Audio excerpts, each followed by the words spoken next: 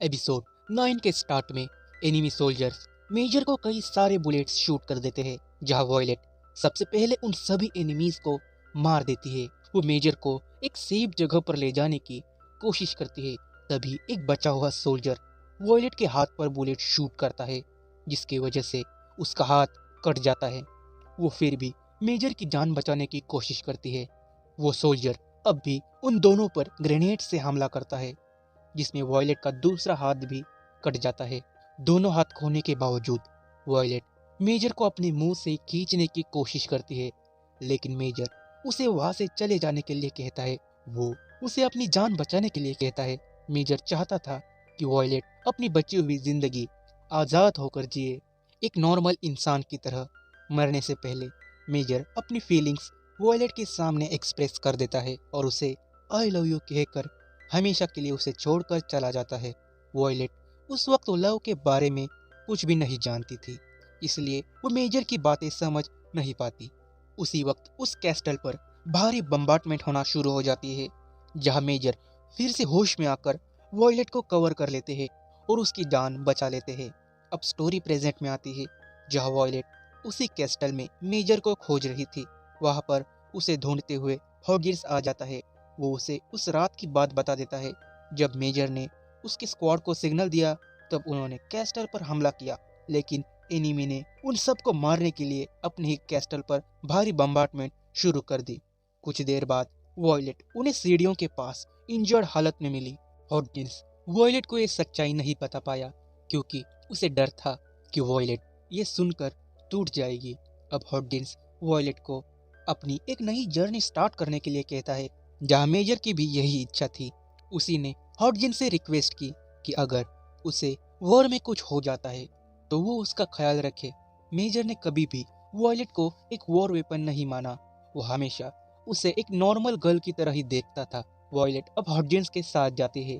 वो अब भी अपने पास्ट मेमोरीज को हेलुसिनेट कर रही थी। लौटने के बाद वो घोस्ट राइटिंग भी छोड़ देती है।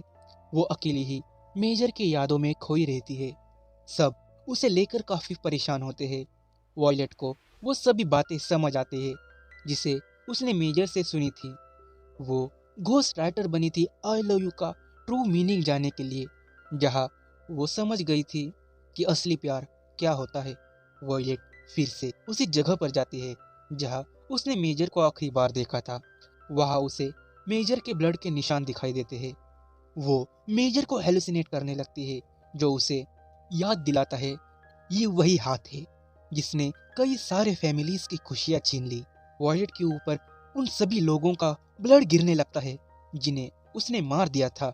तभी उसकी आंख खुल जाती है। वो सिर्फ एक नाइटमेयर ही देख रही थी।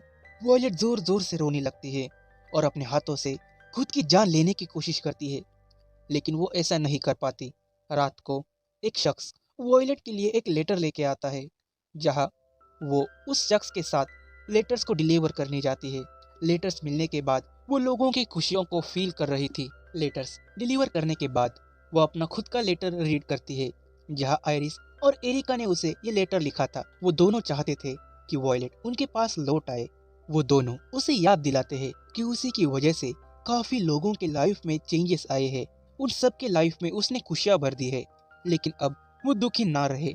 लुकुलिया का भाई भी वॉयलेट से लुकुलिया के लिए लेटर लिखवाना चाहता था। ये बात वो दोनों उसे बता देते हैं। अब वॉयलेट वो लेटर लिखने के लिए लुकुलिया के भाई के पास जाती है, जहां वो अपने सिस्टर को थैंक्स कहना चाहता था मुश्किल वक्त में उसे संभालने के लिए। वॉयलेट को उस दिन पहली बार एक लेटर मिला था, जिसकी वजह से वो समझ गई थी कि एक लेटर मिलने के बाद इंसान को कितनी खुशी मिलती है। उसी रात वॉयलेट को अपने लाइफ की इम्पोर्टेंस समझ आई थी। अब वो चाहती थी कि उसके लिखे हुए लेटर्स सबके लाइफ में खुशियाँ लाए। वो जिन जिन लोगों से मिली उन सब की लाइफ चेंज हो गई।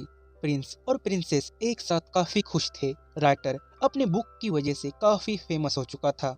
लियोन भी अपने एक्सप्लोरर बनने के सपने को कंटिन्यू कर रहा था। उसने एक नई जर्नी स्टार्ट की थी।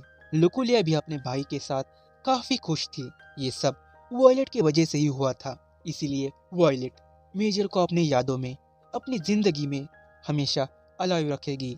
वो अपनी एक नई जर्नी को स्टार्ट कर देती है, जहां अब वो घोस्ट राइटर बनकर सभी की जिंदगी में खुशियां फैलाएगी। एपिसोड 10 की स्टार्ट एक लड़की से होती है जो अपने डॉल के साथ खेल रही थी। तभी उनके घर पर वॉयलेट आती है। वो लड़की उससे अपने डॉल के साथ कंपेयर कर रही थी, जिसे कि वॉयलेट एक खुद से ही डॉल हो। वो तुरंत अपने मॉम को उसके बारे में बताने जाती है, जहाँ उस लड़की का नाम एना था। उसके मॉम ने ही एक घोस्ट राइटर को बुलाया था जो वॉयलेट थी। उसकी मॉम रेडी होकर वॉयलेट से मिलने जाती है।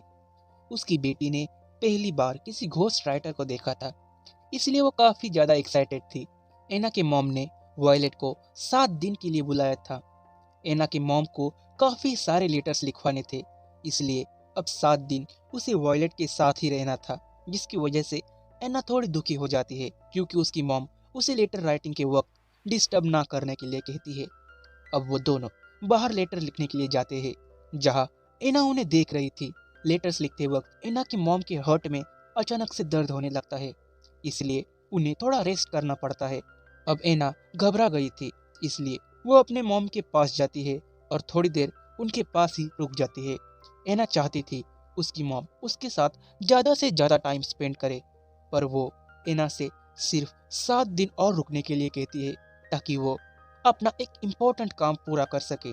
अब एना वॉयलेट के साथ खेलने जाती है, जहाँ पर वो दोनों उसके डॉल के साथ खेलते हैं। वॉयलेट ने कभी भी एक डॉल को नहीं देखा था, इसलिए एना उसे उसके साथ खेलना सिखाती है। अब अगले दिन से ही एना की मॉम लेटर्स लिखना स्टार्ट कर देती है, जहाँ उन लेटर्स को पढ़ने के बाद वो एकदम से रोने लगती है। एना ये सब देख रही थी, लेकिन वो कुछ समझ नहीं पाती, इसलिए वो रात को वॉयलेट से पूछने जाती है कि वो ये लेटर्स किसे लिख रही है, लेकिन वॉयलेट उसे ये बात नहीं बताती। एना ने वॉर में अपने फादर को खो दिया था। वो वॉर में एक सोल्जर थे, इसलिए वो जानना चाहती थी कि उसकी मॉम अब किसे लेटर्स लिख रही है। अगले दिन वॉयलेट एना का मन बहलाने के लिए उसे स्टोरीज सुनाती है, उसके साथ खेलती है। जैसे जैसे दिन आगे बढ़ रहे थे, एना और वॉयलेट की फ्रेंडशिप और भी गहरी हो रही थी। एक दिन एना वॉयलेट से अपने बालों पर रिबन बांधने के बहाने उसकी मॉम और वॉयलेट की बातें सुनने जाती है, जहाँ वो पकड़ी जाती है। वॉयलेट एना के बालों में रिबन्स को बांध देती है, लेकिन रियलिटी में एना चाहती थी कि वो वॉयलेट के बजाय अपने मॉम के साथ खेले, उनके साथ टाइम स्पेंड करे। वो वॉयलेट से रिक्वेस्ट करती है एटलीस्ट लेटर राइटिंग के दौरान वो सिर्फ अपनी मॉम के पास शांति से बैठना चाहती है, लेकिन वॉयलेट उसे कुछ दिन और इंतजार करने के लिए कहती है। एना की मॉम जल्द से जल्द इन लेटर्स को लिखना चाहती थी, लेकिन उनकी हालत दिन बर दिन खराब होती जा रही थी।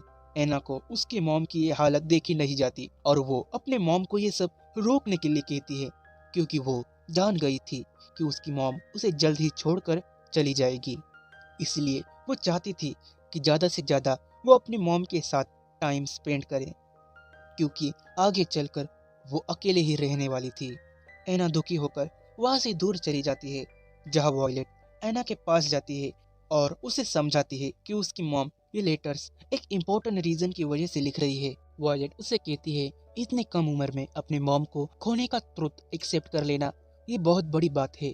तुम उन इमोशंस को जैसे हैंडल कर रही हो वैसा एक एडल्ट भी नहीं हैंडल कर पाता। एना सिर्फ अपने मॉम को खोना नहीं चाहती। वॉयलेट एना के दर्द को समझ पाती है क्योंकि उसने भी सिमिलर पेन को फील किया है। वॉयलेट एना को उन लेटर्स की इम्पोर्टेंस समझाती है और उसे शांत करती है। कुछ दिनों बाद वो अपना काम पूरा कर उन्हें अलविदा कहकर चली जाती है, जहां वॉयलेट ने एना के दिल में एक स्पेशल जगह बना ली थी। एना की मॉम अब अपने बेटे के साथ काफी टाइम स्पेंड करती है, उसके साथ खेलती है, उसे स्टोरीज सुनाती है, उसके साथ सोती है और एक दिन वो उसे छोड़कर चली जाती है। वो एना की यादों में हमेशा हमेशा के लिए उसके साथ रहती है। अब कुछ महीनों बाद एना का बर्थडे आता है, जहाँ उसे एक लेटर मिलता है जो उसके मॉम ने उसे लिखा था। यानी जितने भी लेटर्स उसने इन 7 दिनों में लिखे थे वो सभी एना के लिए लिखे गए थे।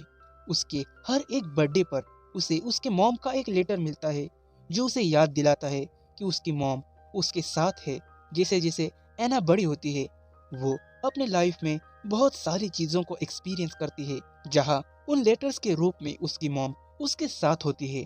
अब स्टोरी प्रेजेंट में आती है, जहाँ वॉयलेट उन सभी लेटर्स को लेकर ऑफिस आ जाती है। एना की मॉम ने ये लेटर्स अगले 50 सालों के लिए लिखे थे। वॉयलेट एना के दुख को फील कर पा रही थी, इसलिए वो रोने लगती है। वॉयलेट की वजह से ही एना अपनी मॉम को अपनी यादों में हमेशा हमेशा के लिए जिंदा रख पाती है।